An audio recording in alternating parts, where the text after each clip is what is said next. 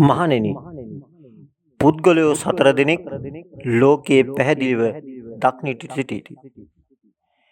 ඒ කවර 4 දෙනෙක්ද යත් අනුසෝතගාමී පුද්ගලයා, පටිසෝතගාමී පුද්ගලයා, තිතත්ත පුද්ගලයා සහ සැඩපහරින් එතරව ගොඩබිමෙහි පිහිටි නිකලෙස් පුද්ගලයා වශයෙනි. මහණෙනි, අනුසෝතගාමී හෙවත් සැඩපහරට අනුව යන පුද්ගලයා කවුද? මහණෙනි, මෙහිලා ඇතම් පුද්ගලයෙක් පංචකාමයන් සේවනය කරයි. පවුද කරයි. මහණෙනි, මේ පුද්ගලයා ගසාගෙන සැඩපහරට අනුව යන්න අයයි කියනු ලැබේ. මහණෙනි, පටිසෝතගාමී හෙවත් සැඩපහරට එරෙහිව යන පුද්ගලයා කවුද?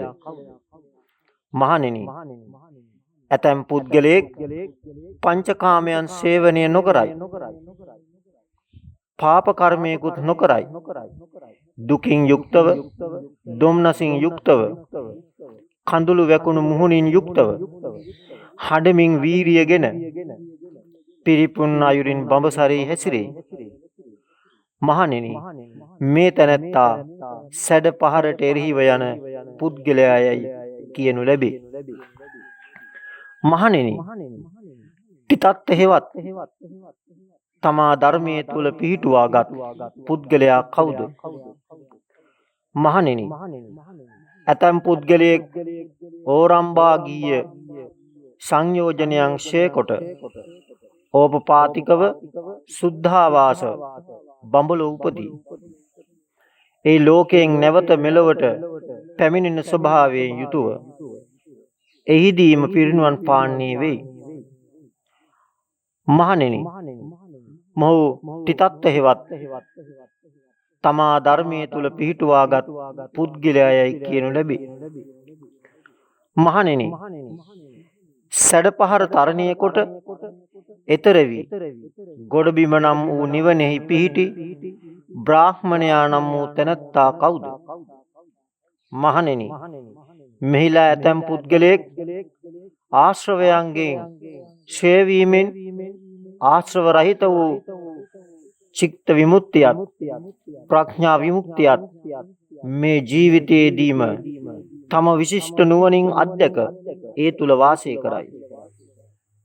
මහණෙනි, මේ පුද්ගලයා සැඩපහර තරණය කොට එතර වී ගොඩබිම නම් වූ නිවෙනෙහි පිහිටි බ්‍රාහ්මණයායයි කියනු ලැබේ.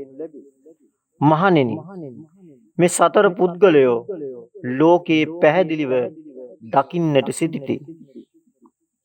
යම් කිසි ජනතාවක් කාමයන්හි අසංවරව රාගය ප්‍රහාණය නොකොට මෙලොව කාමභෝගීව වාසය කරද්ද තෘෂ්ණාවෙන් බැඳගත් ඔව්හු නැවත නැවත ඉපදෙන දිරණ ලෝකයටම පැමිණෙති. ඔව්හු ඒ සැඩ පහරට අනුව යන්නා වූ පුද්ගලයෝය. එනිසා නුවණැති තැනැත්තා මේ ජීවිතය තුල මනවින් සිහිය පිහිටුවාගෙන පංචකාමයන් පාපයත් සේවනය නොකොට ඊතා දුකසේ නමුත් කාමයන් අත්හරින්නේය. එබඳු පුද්ගලයා හට සැඩ පහරට එරෙහිව යන්නායයි කියනු ලැබේ. යම් කිසි ආර්ය ශ්‍රාවකයෙක් ඒකාන්තයෙන්ම පංචෝරම්භාගීය සංයෝජනයන් ප්‍රහාණය කොට සම්පූර්ණ හික්මීමකින් යුක්තව නොපරිහින ධර්මයෙන් යුක්තව මනවින් දමනය කළ සිතින් යුතුව සංසුන් ඉදුරන් ඇතිව වාසය කරයි නම් ඒ ශ්‍රාවකයා ඒකාන්තයෙන්ම තිතත්ත හෙවත් ධර්මයේ තුල තමාව පිහිටුවාගත් පුද්ගලයායි කියනු ලැබේ. යමක විසින් කුසල අකුසල කර්මයන් නුවණින් දැන අකුසල් වනසන ලද්දේද පව් නසන ලද්දේද ඔහු තුල කිසි පාපයක් නොපෙනේද? ඒ තැනැත්තා නුවණින් අගපත් වූ බඹසර වාසයේ නිම කළ ලොවෙහි කෙළවරට ගිය සැඩ පහරින් එතර වූ කෙනායයි කියනු ලැබේ.